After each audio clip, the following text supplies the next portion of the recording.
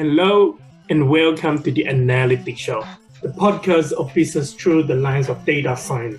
But together, we'll dive into learning and sharing where various industries are heading and how data and analytics is at the heart of shaping business growth and productivity.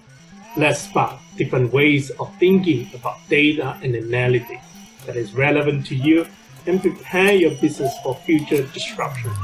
I'm your host, Jason Tan. I'm delighted you could make it on this journey with us.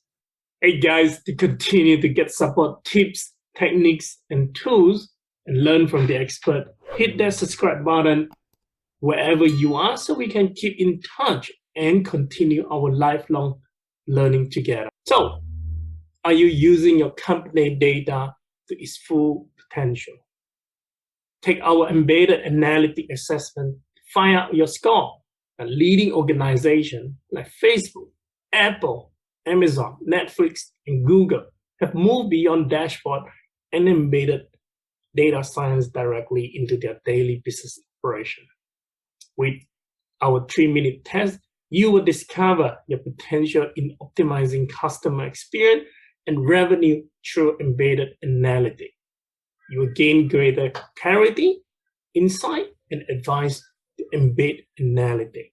Plus, you will receive customized results instantly. Find the link to this assessment in the description of this episode. Good morning, Yvette. Welcome to the Analytics Show podcast. Thank you so much for dialing in all the way from Sydney and chat with me about some of the work that you do. Thanks, Jason. It's lovely to be here, and I'm really excited to be able to share my experiences and thoughts with you and everybody else.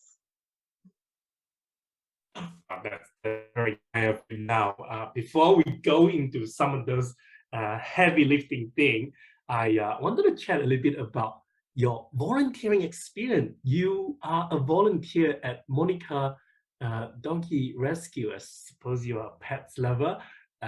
But what led you to becoming a volunteer here? Well, I love Monica's Rescue. The name sort of implies just dogs, but it's actually more than that. It's a lot of companion animals such as cats and rabbits and things like that as well. Now, how I fell into it it's a bit of a weird story, if you like, but early in my career, one of my organisations, which was the financial institution, brought in this great program where all of the people that are working for them had an opportunity to have 2 volunteer days per year at a charity or organisation of their choice in order to contribute to the local community. So I took this quite seriously because it's not something I'd actually done before. So I did a lot of research and I found that this rescue was really close to me. And what was important to me is that it didn't have government funding or a mainstream line of financial support. But one of the good things I found out about Monica's is it literally started as this woman in her house taking in animals that were on the kill list for local shelters and local pounds. And she is unapologetically around no kill. And she also is unapologetically about making sure that the homes that these rescue dogs and cats and rest of the animals go to is the right home for them for life. So she's actually responsible for saving tens of thousands of animals over the years. And by the moniker, her name is Monica. So how I started is I literally started walking dogs. And so I went up there and spent some time with the dogs and taking them for walks, sitting down, giving them treats, giving them some basic training, sit on command, that type of thing. And I really enjoyed it. I really enjoyed those 2 days. And then that's when I thought, this is something I can do more often. This is something I can do in my spare time. And the reason I liked it is because I didn't have to commit to a set time every week or every day. I was able to just work around, what worked for me. And so they used to give me all the difficult dogs. So the ones that were quite reactive or the ones that were unfortunately abused and had hard lives. So that were, quite difficult to take. So, that's part of it, and the other part is donating goods and sharing with family and friends, and it's things like that whole hashtag adopt don't shop. I can't express it enough. It's so important, and the work that she and the volunteers do, it just makes such a difference to people. So yeah, that is fascinating. I'm curious to know if from all those years, if there is any experience or story during the time that has stuck with you until today. That is the most memorable one. yeah, and I'll start by basically saying a famous quote, which is around the lines of every little thing that you do can make a difference. So, for me, I'll never forget there was one older dog, and he had health issues, and nobody wanted to walk him because he was very reactive with other dogs. He'd make this howling noise. He wasn't. He had to be walked with a muzzle, etc., etc. So he was just always left behind. Now, as I said, he was an elderly dog, and I was pretty much the only person who happily took him out. And Yes. we'd wander a little way, and we'd sit down on the grass, and I'd give him some pats and give him some treats and some water, obviously, and just spend some time with him. And so I walked him at least once a week for 3 months. One Saturday I remember I took him for a walk, and we didn't go very far, and he didn't seem like himself. And I was a bit concerned about him. So when I got back to the kennel, I said to the kennel handlers, "Look, I'm a bit worried about him. He's a little bit, not right, and I think he just needs a bit more love." And I actually went back the following day and went to see if I could take him for another walk because I was worried about him. And they told me that he actually died just after I left. But they did say to me, and this was the other thing, is that prior to him obviously passing, in the months, they'd seen a real change in him, and how he started reacting with the other dogs and how he was behaving with people. They also told me that he was clearly one of the abused ones prior to coming and being dumped at the shelter.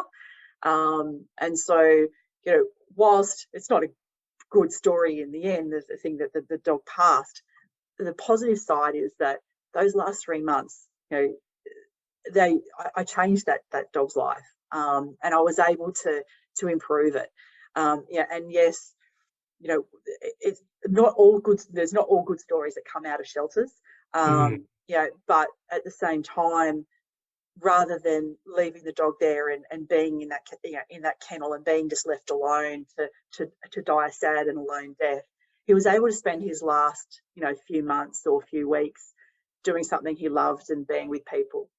And I guess that's true of all of the shelters. When you go for walks, you see people all the time, and they're adopting dogs, and rather than having the handbag dog or all the grooms, the beautifully groomed animal that's there, actually seeing the joy of both an adopted rescue animal and the family it's being placed with going away together, it just brings such joy, and being able to be just a little part of that, it for me is what makes a difference. I wanted to say that the story that you have to share, I feel like it highlights some of your personality traits, like being empathic and paying attention to them. I think those translate really well about what we are going to discuss in your professional life. So I can see why you're so well suited to do what you do now. Yeah, it is around, and I think a lot of people feel that customer experience in particular is about customer service, but it's so much more than that. Customer service is a part of customer experience, and when you think around everything that you do, everything that you experience, every purchasing decision that you make or not make, it's based on the experience that you had, and some of that experience is learned experience. some of it is your values, some of it is your nature versus nurture, but it all impacts, and customer experience involves the entire end-to-end relationship engagement with humans, and that's what makes a difference. So true. Now let's dive into this about this customer experience. But before we start that, share with us about your current role as the Director of Customer Experience and John Holland, and perhaps a bit of the background about the company itself for the benefit of the listener from overseas. Sure. So John Holland has an unapologetic view around being up for the challenge of improving lives. We're known as a construction and infrastructure company. We're also known as a rail and transport company. So essentially, we build stuff and we also move and connect people with people and places important to them. So John Holland, as an organisation, we are determined to find solutions for complex challenges and opportunities. So we actually transform communities. We make them easier to move around, we make them more connected, and overall it's better to live in. So John Holland is currently in Australia, New Zealand and Southeast Asia. And as I mentioned before, we offer services, everything from infrastructure, property development, through to rail and building. Our capabilities across our organisation, we're about 5,000 strong people. We're diverse, and we include things like, when we're talking about building things, we build universities, airports, hospitals, aged care homes, but we also build railways and metros. We also do operations and maintenance of railways, buses, metros and light rail.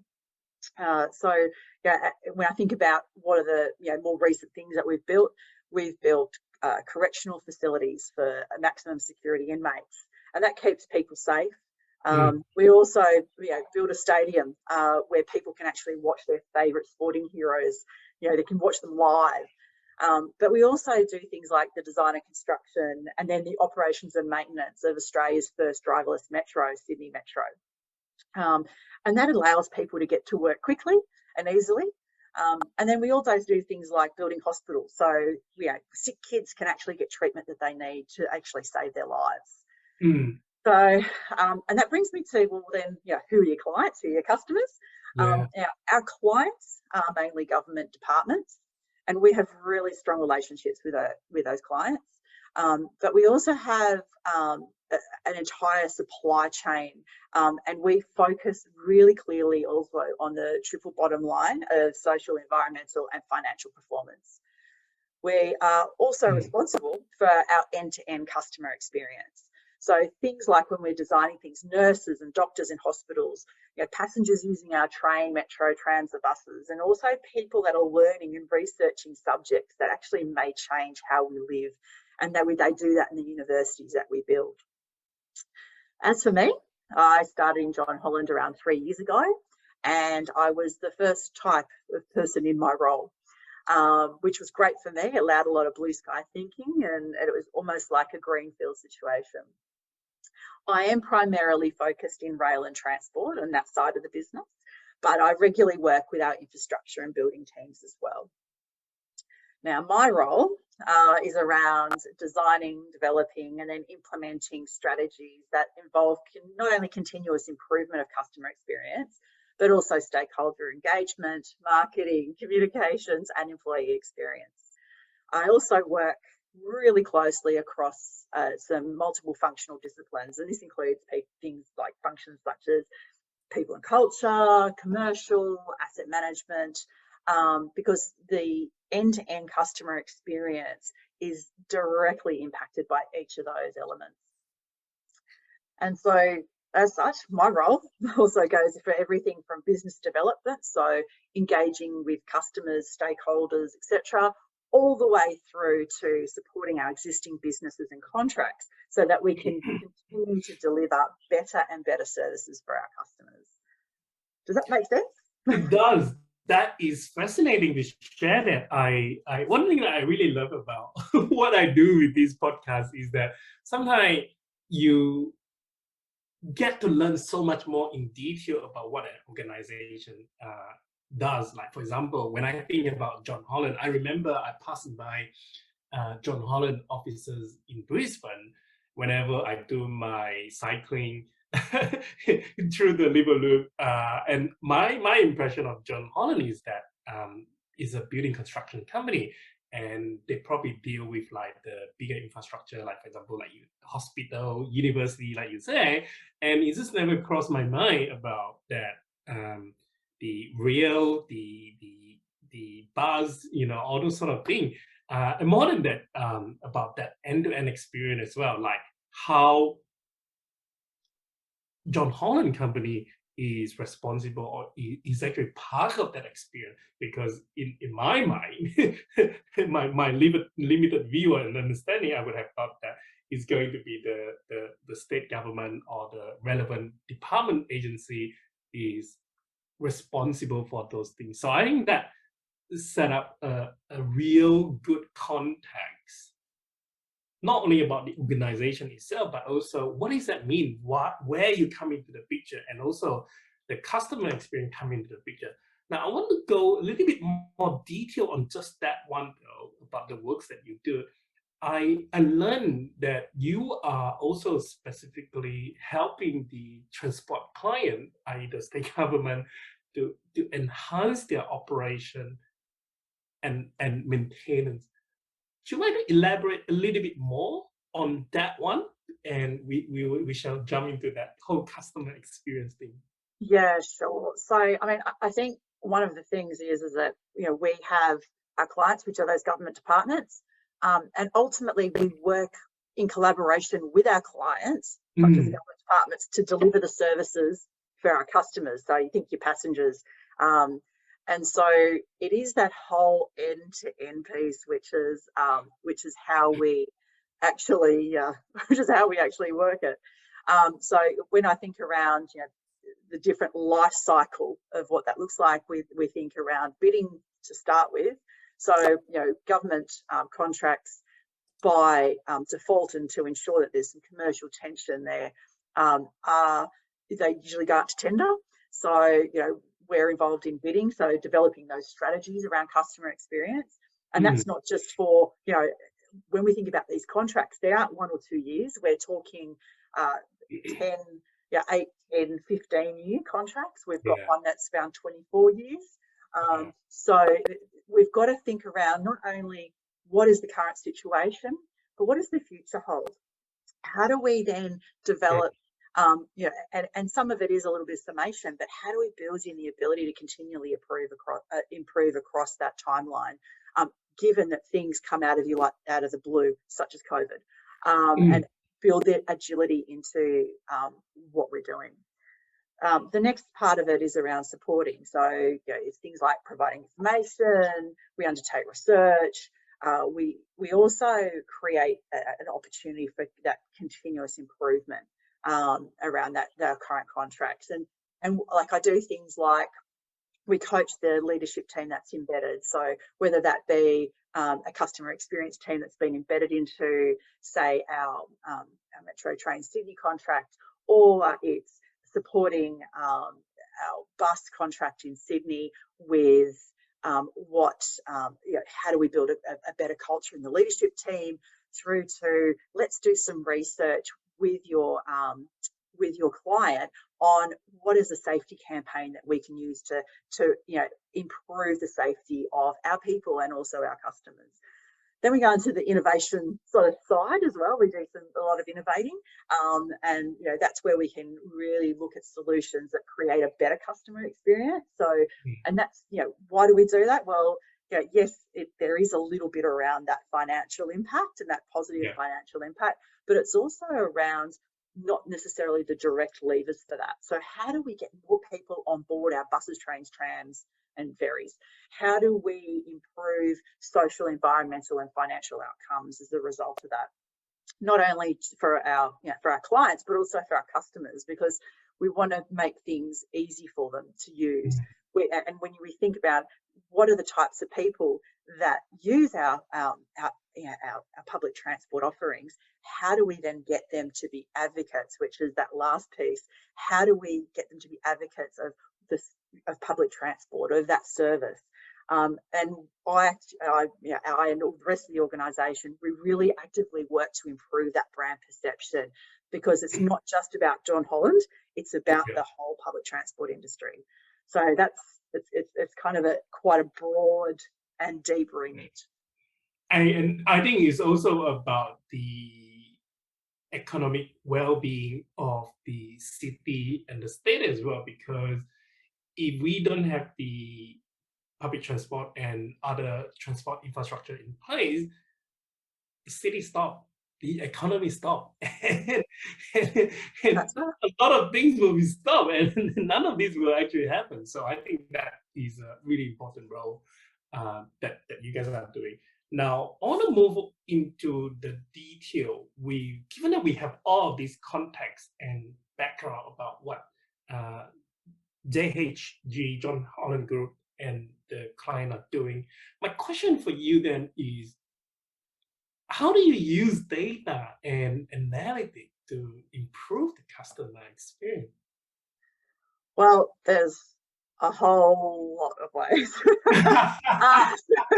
I am all ears. and I mean, I'll give you a bit of like some bite-sized chunks to try and, I guess, bring it into context as well, because there's lots of data sets for us. I mean, there is, but essentially, and we were talking about before, how do we grow usage and grow satisfied usage so that we have that natural and organic growth in patronage, because people just want to use it. We want to get people out of cars and into, so it's understanding how that, that's the ultimate aim, as you mentioned before as well. So, if we have a look at we want to understand how people are using PT, or public transport PT. So, are they using it, 1 day a week? Are they using it to get to work? Are they using it to get to school? Do they use it to get to, their local football game on the weekend because it's too hard to find parking? How are they actually using it? And so there's lots of ways to get that data. But and there's emerging ways that are new as well to get that data. But that's some of it's, so ticketing data. So for example, if you're in New South Wales, you use your Opal card, you use your Metro card if you're in South Australia, Oyster card in London, Octopus card in Hong Kong. So there's and we use that ticketing data. That does provide us with some sort of insight. But we're seeing increasingly new ways of getting that GPS data as well around what customers are actually doing and how they're moving. We look at things like Move It, for example, who is a great organisation for really delving into how people are using your system and what their behaviours are like on the system. So that's one, is understanding how they're using it. Another one is, what are the barriers from them using PT? So, is it too difficult for them? Is it they don't want to walk to the bus stop, or it's too far away, or the timetable's not right, or it doesn't get them where they need to go without having too many connections, or what does that look like? And really understanding what those barriers are. So how can we understand what those barriers are so we can remove as many as possible? The next one is, I guess, if I think about it, is around the what does the future look like for network planning? And because we talked before around creating, precincts and city shaping, and what does that, and actually creating a space. There's a organisation in New South Wales put together by the government, which is creating 3 cities. Instead of having just Sydney CBD, we're looking at 3 distinct cities, and each of those 3 cities, the view is that people will not have to travel more than 30 minutes to each of those cities in order to live, work and play.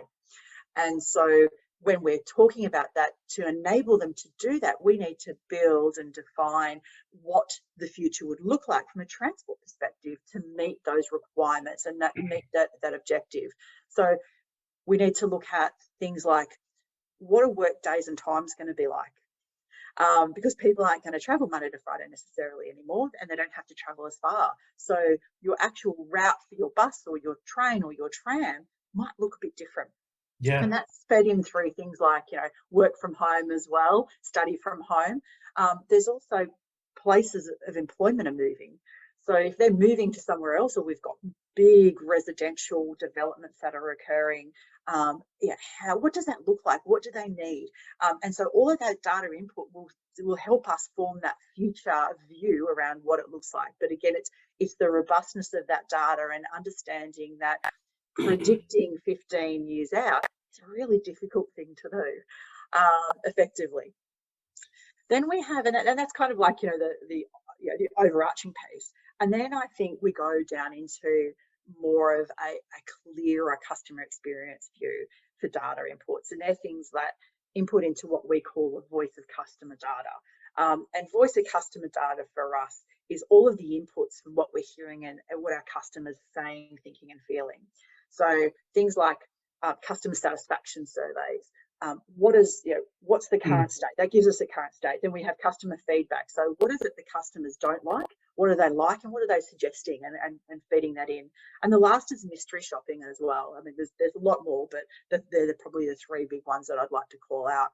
And mystery shopping is less around real life customers and doing like ethnographic research, and more around having someone pay to pretend, put the hat on like of a customer and see it through a customer's eyes, and then provide us that feedback. So there's that's that voice of customer piece. And then the other piece is supporting operational metrics, and that we know feed into customer experience. And that's things like, what is the operational performance like? Because we know that customers think that what's important to them is being there on time and being there reliably. So if our operational performance isn't there, meaning that we've got late trips all the time, or that buses aren't turning up because there's something's happened on the road, that's going to impact customers as well. And different customer types have different requirements as well. The other thing is asset performance as well. So how well are those assets performing? So for example, it's the roads that the buses go on, are they bumpy? Or the tracks? Are the tracks needing maintenance all the time? What is the mean time between failures for your rolling stock, like your trains or your trams? So are we having a lot of breakdowns as well? So that also helps. And then the last sort of data is the customers themselves. Who are they? So when we think about who's using a train or a tram, is it, and we build things like that are called personas, which are like a sub-segment of a group, and it's like a group of customers with like metrics, mindsets and attributes that are together, and they're grouped together. And what we do is, that comes from a whole lot of data sets as well, primarily that demographic piece.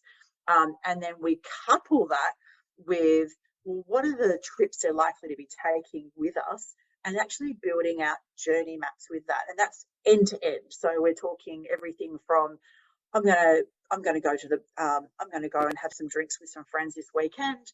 I don't want to drive because I want to be responsible. How do I get there? And then picking it up from that, how easy is it for them to plan that trip, all the way through to, I've arrived at the local bar with my friends and I'm having drinks. I'm safe and sound, and that whole journey we're responsible for, and we plan that out. So all of the data inputs that go into that as well, and so all of that is the data. So it is actually important to analyze all of those sets of data, making sure they're the right sets of data. And again, trying to make sure that we get them as close to real time as possible, because things change in a heartbeat, and being able to dynamically shift and flex what we're doing depending on customer demand is what really drives why we're so successful.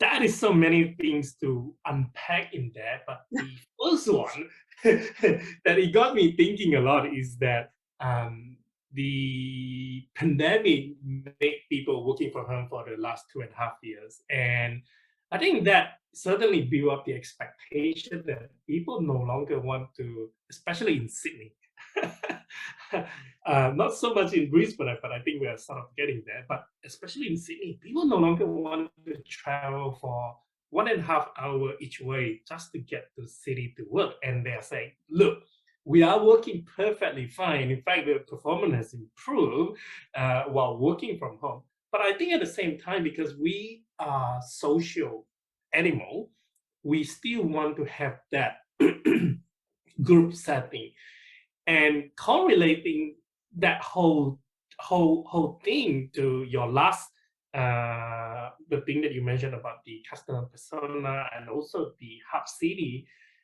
My gut feeling is saying that the hub is going to play an even increasingly important role. I think the New South Wales government probably have tried to build up the parameter, but I didn't feel like it was there. Like people didn't seem to want to really be considered as a hub. But I think this thing is going to change because of that whole thing. Do you think that would be the case, and that should probably impact the company and also the client to think about the whole infrastructure planning in coming decades? 100% is the short answer. We have already seen, and I've been in contact with a lot of international organisations, either operators or clients as well, and spoken around what are the changes that they've seen in customer behaviour, particularly around their journey movements. And we have people, and this is globally, this isn't just Australia, we've had people changing their commuting patterns. So, sorry, excuse me. That's okay. All right, there we go. So I'll take that back. So globally, we've seen people changing their commuter patterns. So the times that they travel, the days that they travel. We're seeing a lot less people. We used to have in public transport, Monday used to be busy. And it kind of tailored out with a little bit of a hump in the middle on Wednesday, and it tailored out towards the weekend. Well, now nobody's travelling on a Monday and nobody's travelling on a Friday because they tend to be the favourite days to work from home. We've got Tuesday, Wednesday, Thursday peak, but equally we've got Tuesday being one of the worst days of the week for traffic congestion. So not just patronage on public transport, but more people seem to be going to work Tuesday than any other day, which is, I think, quite interesting. Equally, we've got people that have a perception that public transport isn't safe. So they are either driving or they're trying to find work that's closer to their home that doesn't require them to be in what they consider an unsafe environment. And that brings me to the other piece, which is a lot of the data that we've got and a lot of the research that we've got has said that people, their perception of safety while using public transport's changed. And so it used to be, I'm concerned around being physically or verbally assaulted. Yeah. I'm concerned around antisocial behaviour. And that's completely changed now to, I'm concerned I'm going to get COVID. I'm concerned about the cleanliness, and cleanliness was always important, but now cleanliness is linked a lot more to safety and perception and feeling of safety. And that level of that perception of safety is risen in relation to how important it is driver for a customer's satisfaction and how likely they are to use or not use public transport. Because of this safety issue as well and that cleanliness, we're finding that we are getting more people back on board, which is fabulous. But we're finding that when we're getting more people on board and people are holding on to, and just to stay upright, more people aren't holding on because they're concerned that who else has touched this, and how clean is this handrail? And what we're seeing is a lot more slips, trips, and falls. Now, and so by default, they've gone from I don't want to hold on to I'm falling over and injuring myself. So there is all of that type of concern. We're seeing raised issues around concerns around recycled air in public transport. So filtering organisations have really come to the front around how can we do that. We're seeing a lot more importance on being physically being seen to be cleaning. Now, what that means is that we're not doing necessarily more cleaning than we were doing before. We had a really rigorous program before, but we're just making sure that our customers see more of our cleaners, even though we're doing the same level. Yeah, and it is absolutely that perception. So which brings me back to that perception around where we're going to, the hubs and how people are changing. They're also changing the time of day that they travel. So they're not traveling in that peak morning period into a CBD and then home in the afternoon peak. We're seeing it spread a lot more across the day. And then, as I mentioned, the types of trips as well. So people aren't traveling into the city anymore. They're finding work locally, or they're working from home, and the trips that they're taking are now suburb to suburb rather than suburb to central business district. And so, again, that fundamentally changes the service you need to provide to meet the demands, not only now, but also into the future for customers, because they're no longer taking that hour and a half journey or commuting to work. They're taking a 20-minute trip just up the road, but equally they may not have parking up the road, so they're forced into taking a bus. But because they're not travelling at the same time every morning, where we used to have a high concentration of vehicles going through, that high concentration of vehicles now has very few people on it. But we're finding those, what was traditionally an off-peak service is now overfull, because that's when people are starting to travel now. So so when we're talking about hubs and we're talking about changing transport design and network planning, all of this comes into it around what are people doing and having that flexibility. And that's why we're starting to see a really large increase in a demand for what's called headway services, or turn up and go services. So instead of having a dedicated timetable, whereby I know I've got a bus that takes me into the city and it leaves here at 7:30 and gets me into work at 9 o'clock. I don't want to get that bus anymore. I want to go in a little bit later. So I'm going to go to the bus stop at 9 o'clock. But previously I might have to have waited about half an hour, even an hour, for that bus to turn up. But what we're changing it to is, well, we know what, we're going to have less, we're going to normalise that peak, if you like, for that demand. And instead of having a bus every 5 minutes between the hours of 7:15 and 8 a.m., we're going to change it so there's one every 15 minutes from 6 a.m. till 10:30 a.m. because that's what meets the customer's needs. So they're the types of things that we're really looking for to change, and even the routes as well. So where are they going? How do we put more buses on and more trains and more trams on where people really are changing their movement patterns too? I try to visualize what you just described in the data in the model. I think before it, like you have that single cluster in the middle of the city where all the water was just flowing to the ocean. But now you have these neural networks, you have multiple clusters, and the water are flowing into all different directions, into different clusters. That is, from that perspective, I can imagine the challenges and the difficulty to manage that. It's amazing. It's beyond my imagination, I have to say. And I think that's why we're seeing such a rise in the demand for on-demand transport and rideshare, and some more innovative types of transport like micro transport, such as your electronic scooters and bikes and things like that. We're seeing an increased demand and increased usage of these types of transport options, because it allows me as a commuter to personalize and contextualize the way I use transport and the way I connect with where I need to go. And so that's becoming really important, increasingly important part of our industry.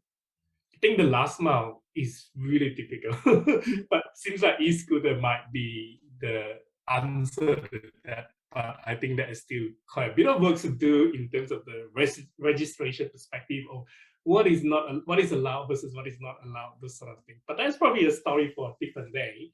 That's another. Apart from changing the timetable, making it more on demand, and also the public transport available at the time where it is required. My question next for you is, what are other things that you do after you have discovering all of these insight from all of these different kind of data set, and you learn all of these things about the customer expectation? What are the continuous improvement in the customer experience, or perhaps across any other area for performance in the works that you and JHG do?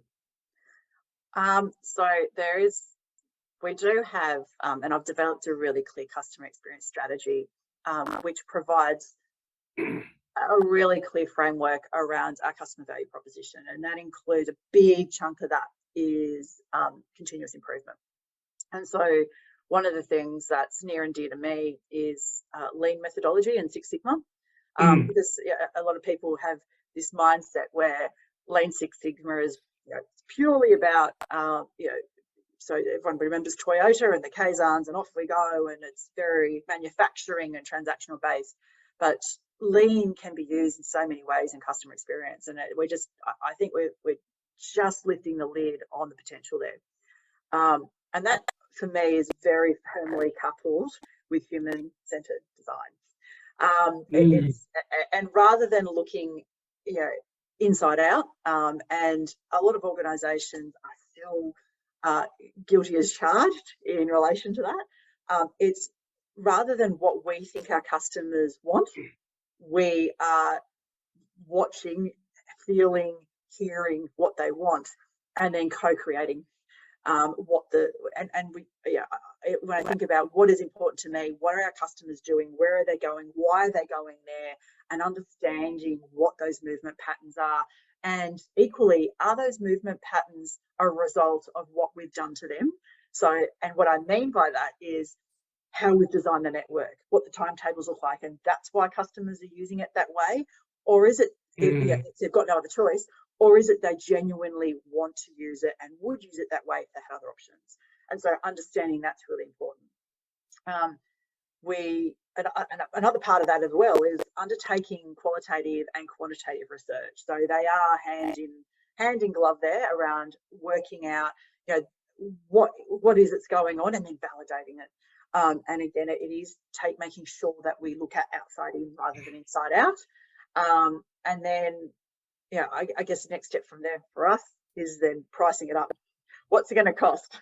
What are those options going to cost? And funding's a big problem for everyone, right? So there's always competing markets in organisations. What do we move first? What lever do we pull? How do we make things more efficient?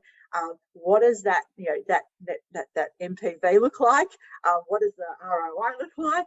And they're all bonded. And so being able to demonstrate that, and some of that is around that rapid prototyping and then putting it out there and doing some short, sharp takes, using customer focus groups, all that type of thing to, if we know you use it this way now, but if we tweaked it and you did this, would you use it that way? And then validating it by doing a closed off trial or a bit of a pilot type program. And that leads me to we have to untake benefits analysis. So it's great to talk to if you talk around changing a timetable, and it's going to we're going to provide an extra 5 services a day, for example, in a tram. What does that mean? If the benefit of that, are we going to get more people on that tram? Are we those 5 services, or are we just going to have the same amount of people that just happen to be spread across another 5 services? That it's just going to cost us more money to run and cost our client more money to run as well. So there's that benefit analysis, and then we also always work in collaboration with our clients. So, and our stakeholders as well. So this might be community groups and accessibility groups. It might be the board for each of our entities, our operating entities as well. Again, working with our clients, working with the community. We've talked about community groups and accessibility groups here, but understanding what the sentiment is and working with that as well and presenting that and having a really robust change program in place to understand what the plan is, why, the how. And we tend to use ADCAR model because that's a lot of our clients use that as well for change management. And then we actually then implement the changes. So, and it doesn't just stop there. And I think that's critical for us. It's around the validation of those outcomes as well. So, yes, we've tested it and it seems to be the right thing. We've then, worked on the change management. We've implemented it. Now, is it doing what we thought it was going to do? Is it not? And rather than just using one type of indicator, we try to use multiple indicators, a mixture of lead and lag, not just customer experience indicators because they do tend to be lag. We'd like to do operational indicators because they tend to lead for us what the experience is like for our customers and what they're really feeling, thinking and doing with their transport journeys. So it's a lot involved in continuous improvement for us. And yeah, some of the things are short, sharp and quick, but some of them are a lot more long standing, because some things like changing a timetable might require to buy a new train or to buy a new tram. And we're talking multi-millions of dollars here. And so really working out the cost benefit analysis and the longevity, but equally balancing that out with being future proof. So knowing around demographic changes that are coming, we know that there's going to be another 200,000 people plus that are going to settle in one particular area. But when are they all going to go there at once? No, they're going to phase it in. So when's the right time to actually put that new tram in, and or buy that new tram to service those increased people? And how do we know that's the right time, and what can we do in the meantime, and all that sort of. That's about that continuous improvement. Hey all, I just want to give a quick shout out about this episode. It's sponsored by the Embedded Analytic Program at DDA. And the Embedded Analytic Program is designed for senior manager and executive in the business team who want to integrate data science into daily business operation and use it to drive customer experience excellence and revenue. And book unlimited strategy session for a full year and start embedding analytics into the business frontline. For more information about this program, please refer to the description of this episode. Now, let's get on back to the interview. I'm going to put you on the spot here, and it's probably outside of what you do in your normal day-to-day job. So if you don't mind, one of the things that I want to ask you, when you talk about the pricing, like you say, funding is always a challenge for everyone, and money is not unlimited. So we'll always have to find a way and perhaps tweak different model to solve that problem. The thing that it often reminded me is whenever I travel to Japan, Korea, and Singapore, not only the public transport are so well planned out, but the one that I often take away is the cost is so low. Yep. And it's not that because they are providing the sub-level service, they are providing first level, high quality services in well-planned. And I think part of the reason is perhaps because they were trying to make sure that people can get to where they need to in order to move the economy and to move the city. And hence, that's why that is always, perhaps, I guess, is a big subsidy by the government agency into that area. However, as that whole demand is also shifting, as you highlighted earlier, I feel like the model that we have always been using, i.e., someone is using the services and someone has got to pay for it, that whole paradigm, perhaps we have to shift it in thinking a different revenue model in a way that perhaps there are other ways to generate the revenue that is not necessarily coming up from the funding by the state or the federal government, that the revenue doesn't necessarily have to come out from the commuter pockets. Maybe there are some different model that is worth exploring. Is that something that you think is happening, or I am just being crazy asking some really out of the box? No, yeah, definitely not crazy. Definitely not crazy. The cities that you mentioned, yes, I've traveled on some of them as well, and they are fabulous. Yeah. Each of those cities you've also mentioned have the absolute benefit of a very high density population. I agree. Yes. And they also have the city shaping or the placemaking infrastructure planning, for the most part, was done in collaboration. So it's always cheaper, easier, and some would argue better, to be able to plan infrastructure changes with transport and do it cohesively and concurrently. Unfortunately, that's not necessarily the case everywhere, and retrofitting or building in a brownfield location brand new major networks is hideously expensive, and does have additional complexities that aren't necessarily seen elsewhere. As for revenue models, some of those locations you mentioned are also profitable, so not running at a loss. And there is always that I guess, and in a lot of places, especially Australia, that thinking around how do we price public transport so that people will still use it. It's still a benefit. They recognise the benefit over using a private vehicle or another form of transport, but equally isn't free. So there is still some sort of return or financial benefit. So and there's always been that competitive tension there. Our systems are more expensive to run.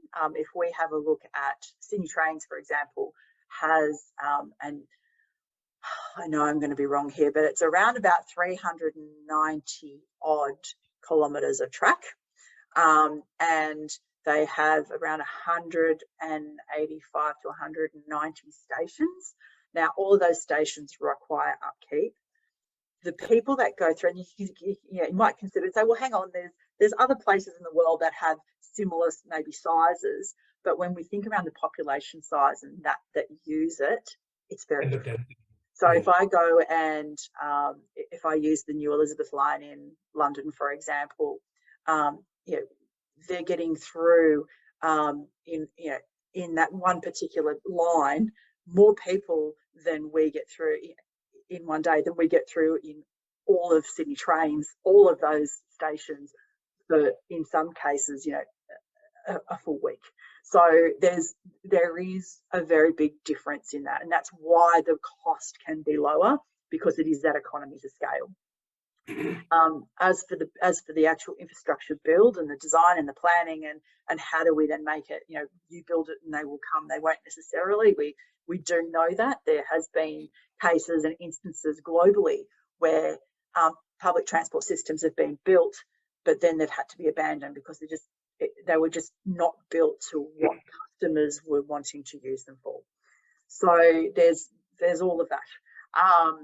But the revenue piece is first and foremost around ticket sales, 100%. So buying a ticket, tapping on whatever that might be, wherever you are. And the other part of it is around that secondary revenue. So places in Asia in particular have been really innovative, and they have been for years, around using the airspace on and around the network. So building residential and commercial towers over, like in airspace, over train lines and tramlines, etc., and really integrating it. If I think out to Jurong in Singapore, and I think I remember going out there with my family and ended up catching a bus, and the whole bus depot was integrated underneath a commercial building. So having that dual purpose also reduces on that. But if the government owns then the place and then gets that income from the lease as an ongoing basis, again, that makes the public transport offering subsidised somewhat by the other secondary type revenue piece that's coming in from the result of the leasing from upstairs from the commercial and residential buildings. So there's all of that consideration. There's advertising, for example, and how do we use advertising on board and across the network more effectively? How do we, some networks also have, paid Wi-Fi rather than free Wi-Fi. So there's a whole myriad of ways to, I guess, get more, rather than just the fare box revenues, to look more broadly at a revenue stream to come in. Correct. But it is notoriously difficult to do, and in some instances requires legislative change. So it's no one size fits all either. But again, for public transport generally, the more successful public transport is usually that which has a denser population and a more concentric and defined area of where the network operates. I think a couple of stations in Sydney are sort of like already going through that transition. I think Vineyard is probably the one that I can come to my mind. I was just going to say I would argue that they should probably collect a premium for this. There's beautiful views out there, that's for sure. I was getting us a little bit sidetracked, so let's pull us back to the track. My next question for you is then, so what would be your guiding ethos or the roles when in creating a better customer experience in the works that you do, especially through the data analytic perspective? So if I want to think around the ethos, we do for me around leveraging that triple bottom line. So it's not just about the financial outcomes and performance. It is also about social outcomes, and it's about environmental outcomes as well. So the financial ones, I'll go into each one really briefly as well. The financial outcomes for me look at the entire life cycle of the contract. So if we think about a contract being anywhere between 8 years and 15 years or 24 years, we need to look at what the risks and the opportunities are going to be across that timeline. They need to be mitigated and they need to be managed accordingly as well. Making sure that there's governance as well in place, and it needs to be rigorous governance, not just order taking.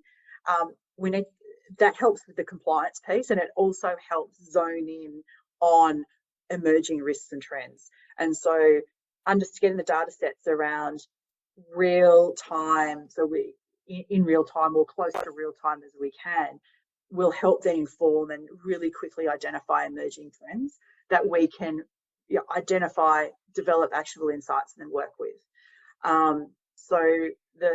If we deliver public transport better and more efficiently and more effectively, the client, which is generally the government, has better economic outcomes overall. So public transport is a big spend in the government's pocket, and so being able to increase the efficiency and effectiveness on that so that it has a better economic outcome is better for the whole state and the whole.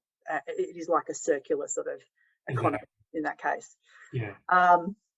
When we think social, it's around adding value to the community as well. So we really have an ethos around we serve the community, and so we're not here for us. We're actually here to connect our customers with people and places important to them. That's one of our sayings. It's one of the beliefs and the values that we have.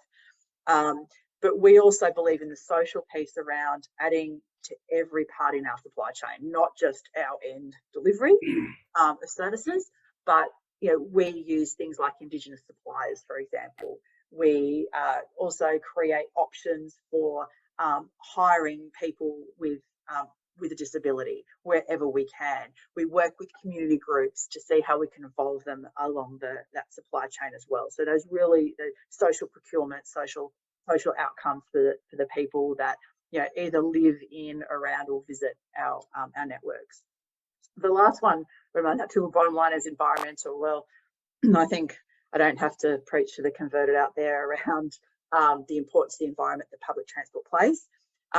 But it really is now with COVID, it has set us back so significantly in undertaking that modal shift and getting cars off the road. So we, as in Australia, we were for the first time in 30 years, just prior to COVID, we were having a growth in use of public transport that was outstripping the growth in use of private cars. Wow. So that was huge. Unfortunately, COVID came along and the pandemic unwound all of that. So we've got a long way to go in order to make back that space, but we certainly can, because we're equally finding that environmental outcomes are important. But again, it's not just about using the public transport and promoting it as a use. There's more things that we do in the background as well. So what can we do to reduce our carbon footprint? What can we do as suppliers to create alignment with our customers around what's important to them, around creating a healthier world, not only for us, but obviously for generations to come. So we're doing things like zero emission buses. We use recycled material when we're building roads, because it's something else John Holland does. And this all helps reduce the footprint, but also helps then engage our customers in what we're doing is better for everyone.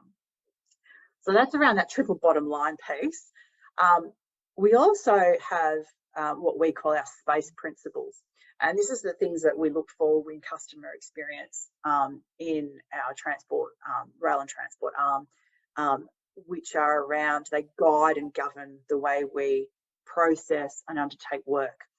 Now, everyone loves an acronym, so I'll go through it with you. So S is for sustainability. And again, that sustainability is also that triple bottom line. So I think we've covered off on that. The P is around personalised. And this is really important because public transport actually isn't cookie cutter. So what works in Sydney isn't going to necessarily work in London. It's not going to work in Calcutta. It's not going to work in Portugal, in Lisbon. It's not. So we need to contextualise and personalise solutions. And some of that is because of the way the city is constructed. Some of it's because the demographics and the people that use it are different. And so it's just not going to work. So we always try to deliver personalised solutions. The next one is agility or agile. And when we think about agility, it's around our thinking and around being able to deliver a product that can change. Pandemics shown us that we've had to be agile. We've had to change things really quickly. But also having agility because of the longevity of those contracts up to 24 years, being able to turn around 6 years and go, oh, look, this has changed. This development that's got a new million people in it, that's not going ahead now, or they've moved it over here. And being agile enough to change the way the network looks, feels, and thinks, and is being used is really important. Then we have connected, and this is when we think connected, it's around physical connection, technological connection, and emotional connection. So if we have a physical connection, it's okay, well, I physically get on a train or a tram or a bus or a ferry and I go over there and I'm connected from here to there. Technologically, it's around what are the apps that we're using? What's the data that we're pulling to make your journey better? What's the digital footprint? What does it look like? And then that emotional connection is, well, the values and the principles are aligned with me as I'm using it as a human. That's that whole connection piece, that whole piece. And then the last one, which is E, is end to end. And one of the things John Holland does really well, and it kind of differentiates us from a lot of our competitors, is that we truly are end to end. We design and we build major new networks, and then we take it all the way through to the operations and maintenance of that network. So we don't just design something and we hand it over to someone else. We can do that, but we can also take it from end to end, and that means that you've got that consistency and alignment in thinking, ideals, values, and that makes a big difference as well. And that probably, I'd say, the overall ethos of the way that we think and feel. Now, from the perspective of the data and analytics, what are the challenges that you have faced in delivering those or creating those commercial benefit or all those triple bottom line benefit? Well, honestly, I think it's data availability for us. So I talk ad nauseum around the importance of robust data sets, valuable data sets, and the different types that are needed to create a really meaningful customer experience. And so what we're finding is that we don't have those data sets available all the time. And if I think of things like understanding how people move throughout, what station or what stop they're getting on at, and what stop or station they're getting off at. We have in Australia, in particular, a number of our clients that have ticketing systems that they don't offer that option. So they'll tap on, so I'll get onto a train and I'll tap on as I'm getting onto the train, but I won't tap off when I get off. Yeah. And so all of a sudden, if we're trying to plan what networks look like and investment in stations or accessibility options, it's very difficult to be able to do that without having, missing 50% of your data. Yes. There's also secrecy and, quite rightly, privacy concerns and constraints. So understanding who your customers are, there is concerns around making sure that we keep customers' privacy private, and being able to get out there and watch and see what customers do sometimes becomes down to ethnographic and qualitative rather than quantitative, which does have loopholes in it. But essentially, when we think about data availability, some of it's also related to legacy ICT systems. So some of our clients are using systems that are 20, 30, I don't want to say 40, but you never know, years old. And honestly, I mean, again, it's more often than not, they're government departments. So there is a lack of funding to be able to invest. And so that then creates its own concerns and its own issues and its own piggybacked growing issues that that can evolve. It also means for us that we have to make summations in a lot of cases. So that's because we just don't have the data sets, the complete data set that we need. So that then impacts our accuracy to design, deliver, and implement accurate end of state pieces and experiences. And it also kind of has us fight one hand behind our back because we don't actually understand or be able to predict with any sort of accuracy what customers' behaviours and satisfaction is when we're developing those strategies. So it is all wrapped up into that data availability.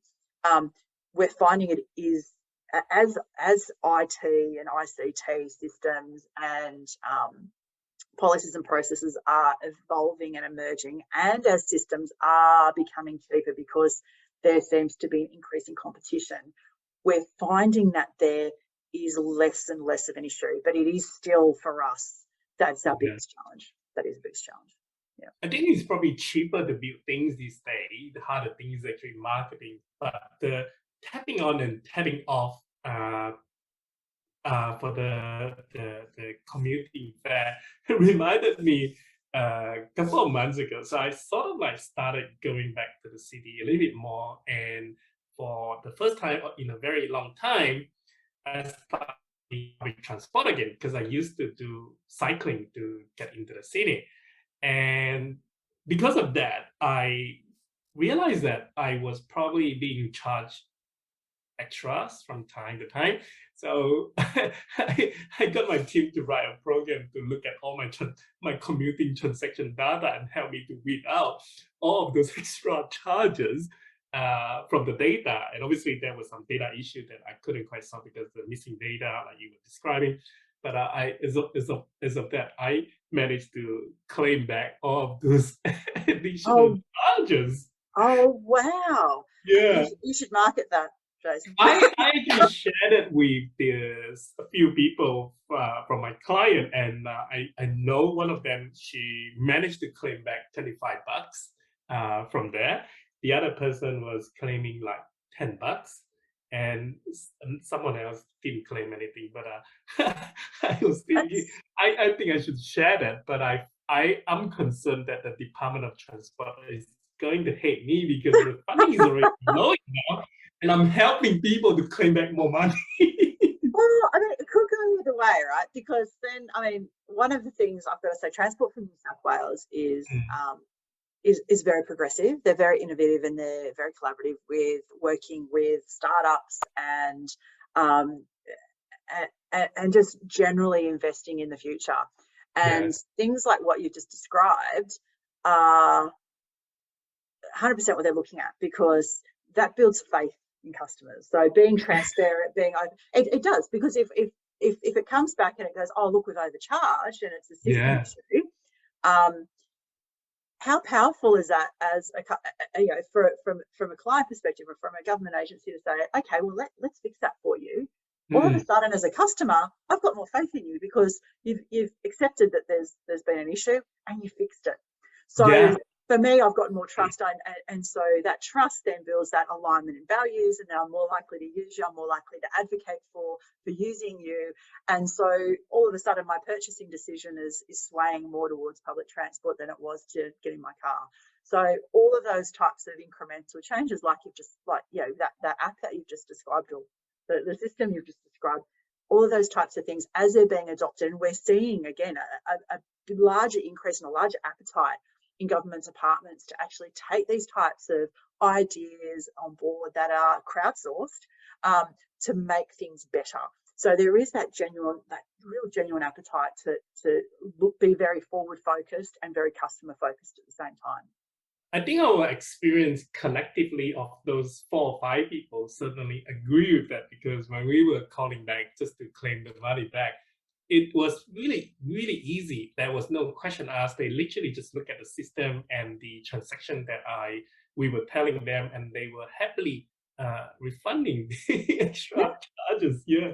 And that's exactly because they know that and this is the thing where we're really starting to see a change in attitude, because I think there was 10 to 20 years ago, I guess there was a view around Big Brother and not necessarily trusting the government to deliver these services, and now they've come a long way, and it's been a really great shift in mindset from government. I mean, we've now got in New South Wales, we've got a Department of Customer Service. I believe they've got one in Melbourne. I think they've got one in Queensland as well.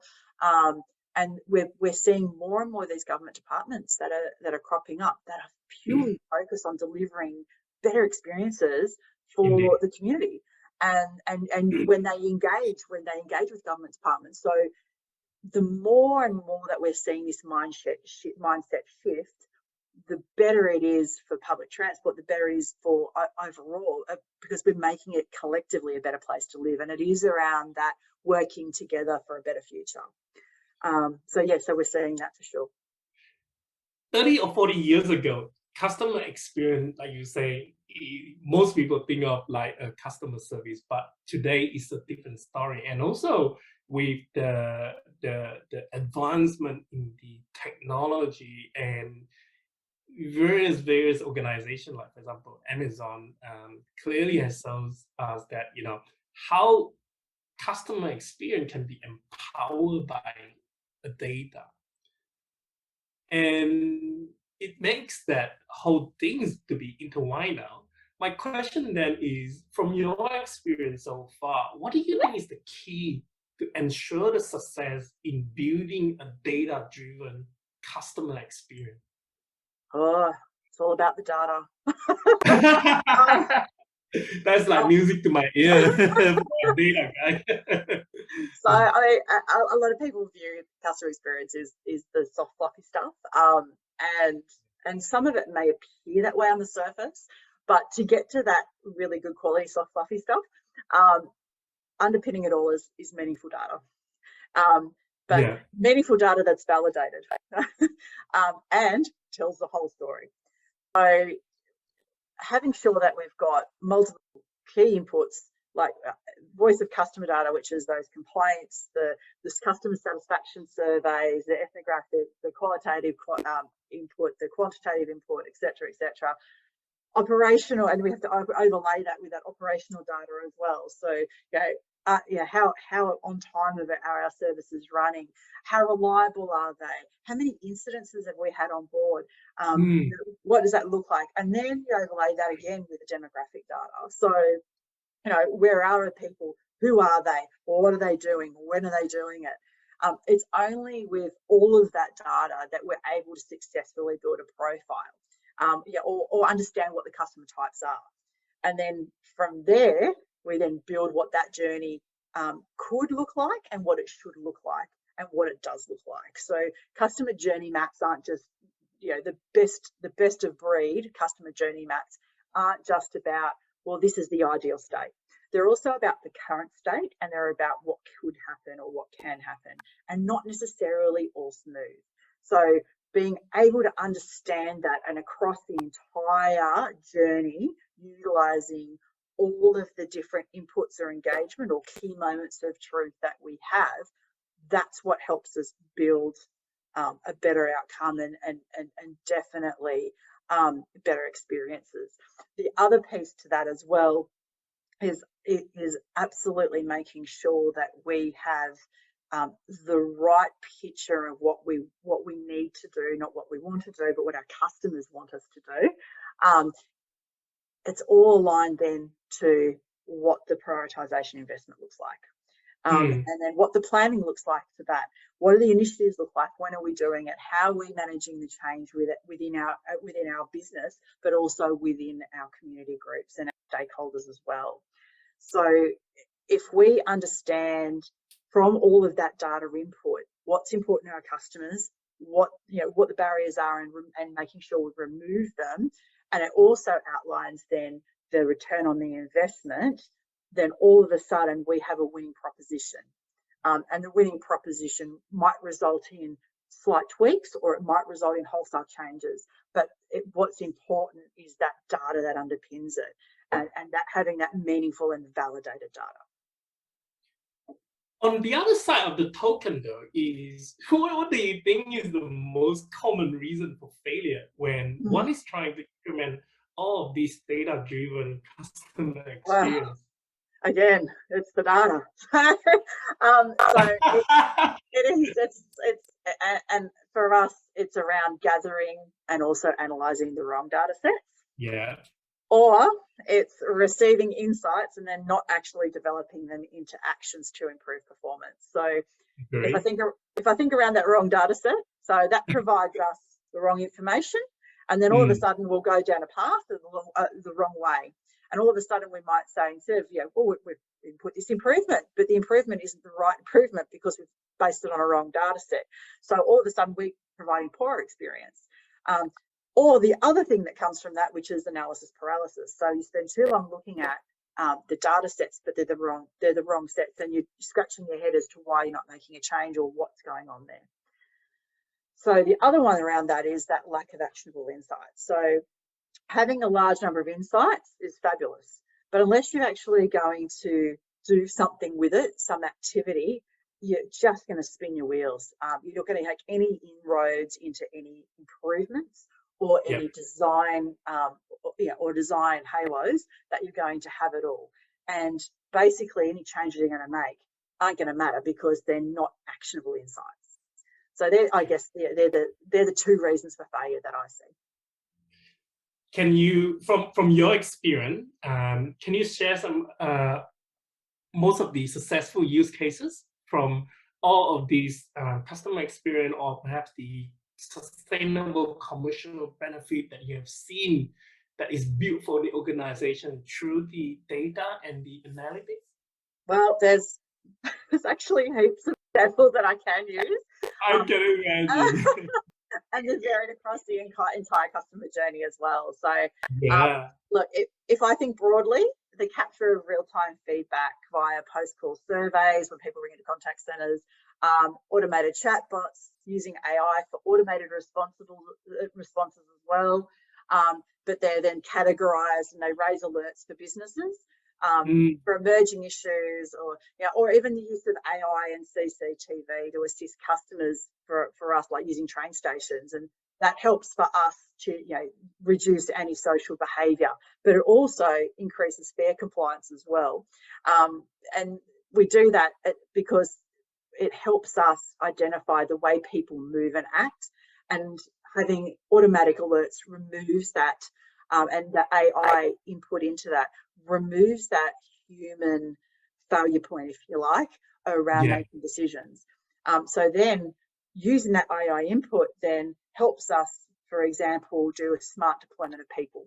And when we say smart deployment, it might mean we have some security or customer service employees that actually go out to a particular station at a particular time when they're doing their roving, and then make themselves seen. And why is that smart? And why is it successful? Well, it reduces the incidence of graffiti and vandalism, and that costs clients and operators worldwide billions of dollars every year. Yeah. It also helps keep our people safe because there's less antisocial behaviour, there's less fighting, there's less trespassing across networks, so people crossing the tracks when they shouldn't be crossing them, etc. It also reduces resource wastage. And what I mean by that is we don't just have people then deployed to a station for 6 hours, and then as soon as they finish their shift, that's when all the problems happen. So being able to do that using AI it makes sense from a commercial aspect, it makes sense from a social perspective, and it makes sense also from that environmental piece as well, because we do reduce wastage around the amount of things we have to replace, cleaning chemicals, etc., as well. So that all makes a difference. So, if I think back, inevitably, sustainable benefits are actually being realised through incremental improvements, and it's incremental across the entire journey rather than just big chunks, if you like. So, if I think what this includes things like smart apps, so they inform customer search history, and that and if we have enough information from those smart app hits around what customers are researching, what trips they're researching, and we go, oh, hang on, there's a lot of people that are looking to go from here to here, whereas it used to be here to there. And so all of a sudden that helps us with network design. So we can change timetables and we can change routes, etc. And this way it actually understands what the patronage peaks and troughs are and what days and times, and it allows us to meet operational demand rather than running a whole lot of empty trams or buses or trains. So all of a sudden, we're also then able to do predictive maintenance schedules. So that allows us to be more efficient in our delivery of maintenance. So rather than just doing it, changing a tyre every 10,000 kilometres, we know that this type of bus with this type of tyre, we know that from our data sets that it actually only needs to be looked at to be changed every 12 or 15,000 kilometres. And again, so all of a sudden you're saving money on the amount of wastage that we have. We're saving the environment as well, and socially, it's a better outcome because we have more people concentrating on doing the right things in the business, such as customer engagement as well.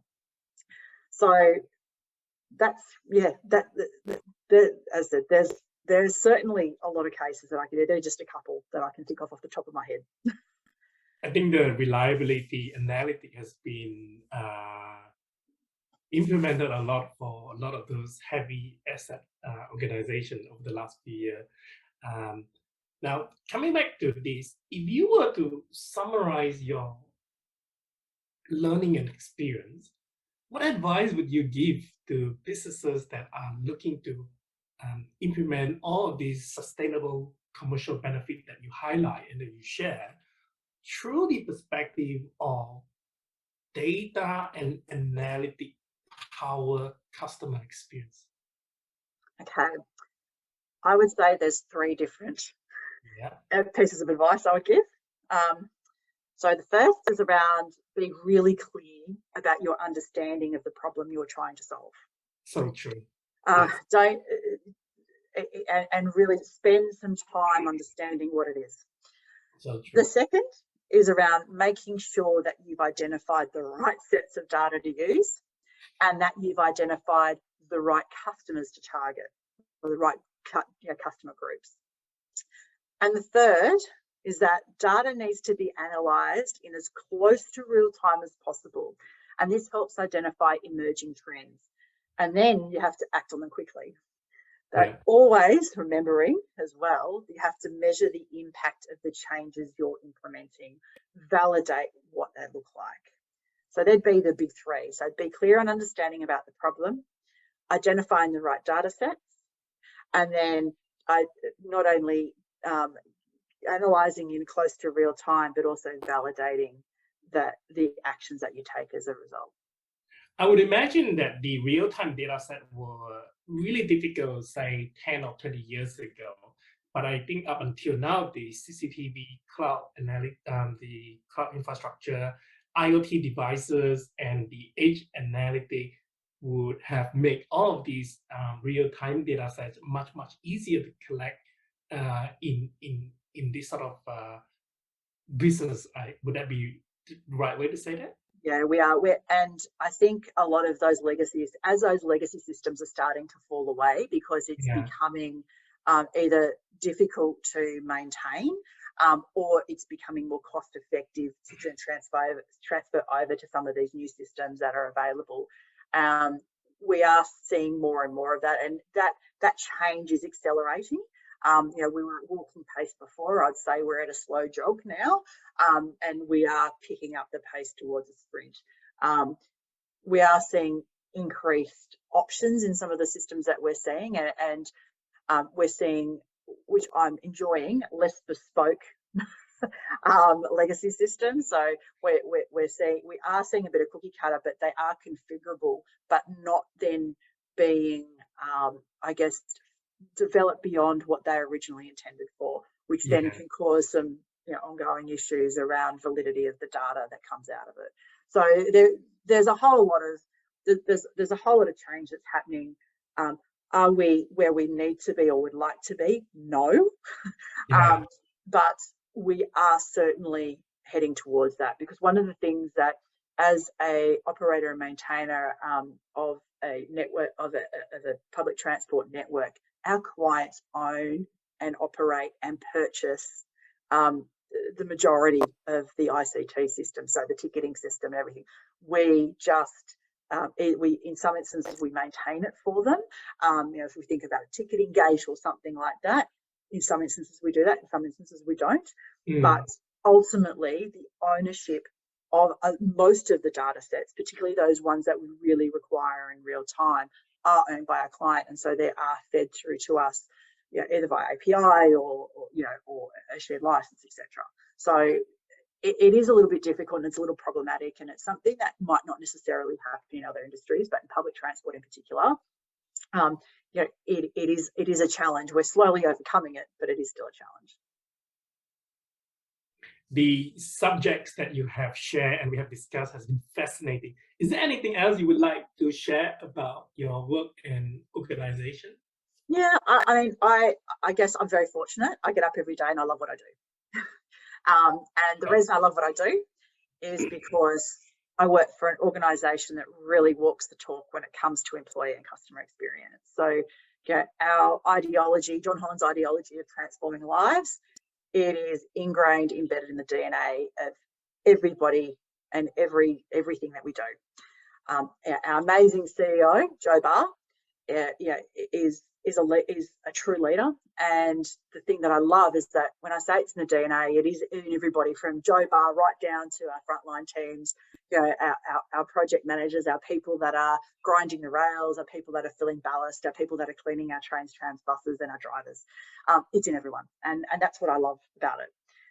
But we're also focused not only on the now, but we're also future focused. And the fact that we, as an organisation, have an entire department based on technical engineering, and they are purely in place to create a better partnership with organisations to develop innovative advancements across all of our business sectors. So they're not just aligned, they're a shared resource, and they have top talent in them, and they're ready to help us deliver better outcomes for everybody. So for me, that's fabulous.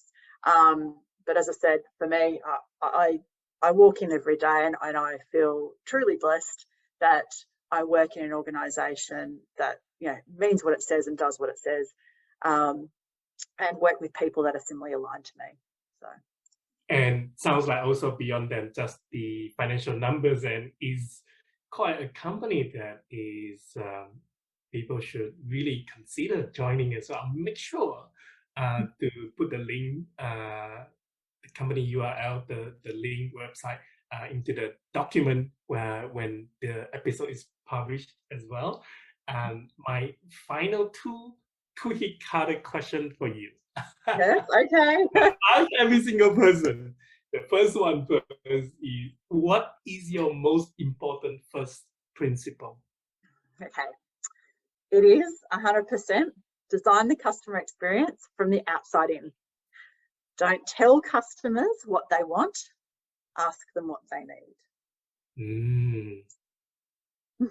I can relate to that one. The second one is, what is one book that you have read and thought it would have been better for your younger self to have? I would say it would be Lean CX. Now, it's a relatively new book, and I've been in the customer experience world now for more years than I'll admit, primarily because it might age me. But I think it came out in 2020 or 20, I think it was 2020. Australian authors, but what I love about the book is that it's practical, and that it honestly shares some real life case studies around what are the things that you can do to make customer experience better for your organization. How can you use innovation to be more effective within your customer experience business? And as it's that real life examples piece, and it is making things more efficient and utilizing those lean principles and Six Sigma principles and methodology to really focus on continuous improvement and really for the betterment of your organization as well. Thank you so much, Yvette. You have opened up my eyes so much more about the customer experience than I expected before these podcast interviews start. Thank you so much. Thank you, Jason. It's lovely to speak with you. Hello. If you enjoyed this conversation, hit that subscribe button so we can meet again. If you don't, I'll be stuck in an infinite loop. So pull that part by clicking the subscribe and help me out. You can further support us by leaving us a kind review from wherever you are listening. At the end of the year, I will choose a reviewer to send a special gift to, and it might just be you. Look forward to seeing you here next week for a new adventure. If I can find my way out of this endless loop. See ya!